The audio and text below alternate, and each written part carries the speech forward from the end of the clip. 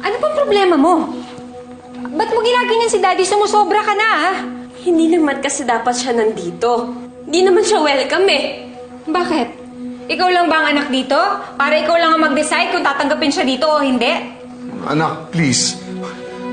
Pasensya na. Pasensya na. Aalis na lang ako. Huwag lang kayo mag-away. Bakit nga ba, ate?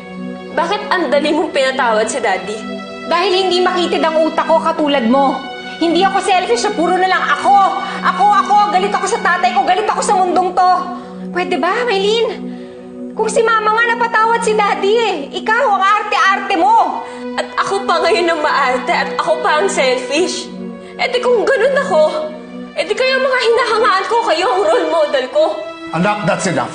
Bakit nahihiya kayo? Nahihiya kayong malaman na si Ate Mel nagmana sa inyo. Kasi pareho kayo eh. Pareho kayong manloloko na asawa.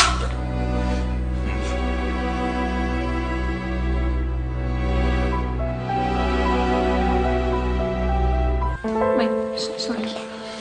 Sorry, hindi ko sinasadya. Hindi ko sinasadya. Bakit, ate? Kasi guilty ka. Kasi alam mo na totoo yung sinasabi ko. Oo na. Manloloko ako. Masama akong asawa. Pero hindi ko na inuulitin. Dahil alam kong nagkamali ako. Yun ang gusto kong maintindihan mo. Nakatulad ko, nagbago din si Daddy.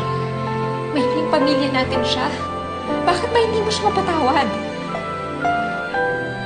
Yun nga eh. Pamilya natin siya, tatay natin siya. Pero kung sino pa yung nagtataguyod dapat ng pamilya?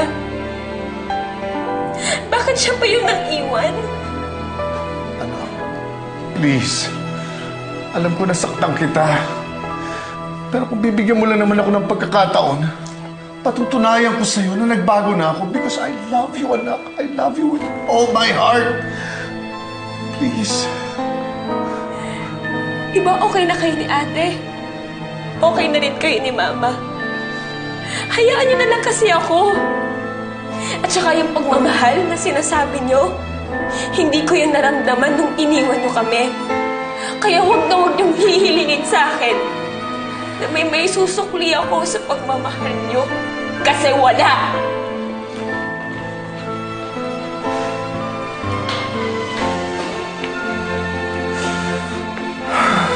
I'm sorry, anak.